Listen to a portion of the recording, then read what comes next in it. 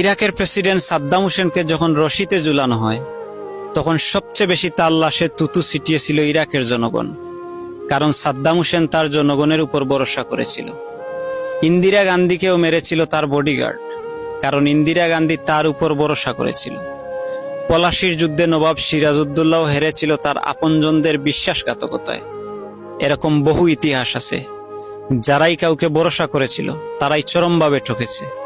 আপনি জানেন কি আপনাকে সবচেয়ে বেশি কষ্ট কে দিতে পারে? আপনি সবচেয়ে বেশি যাকে ভরসা করবেন সেই মানুষটাই। এ পৃথিবীটা কেউ কারো নয়, একমাত্র আপনি ছাড়া আপনার সাথে কেউ নেই। সবাই সুখের ফেরিওয়ালা। দুঃখ যদি কেউ কিনতে আসে তবুও বিনিময়ে চায়। তাই কখনো কাউকে ভরসা করার মতো হাতটা দিবেন না। এ জীবন পথে অনেকেই আপনার সাথে হাঁটবে, কিন্তু দিন শেষে স্বার্থের হেরফেরে তারা আপনাকে ফেলেই চলে যাবে নিজের স্বার্থ রক্ষায়।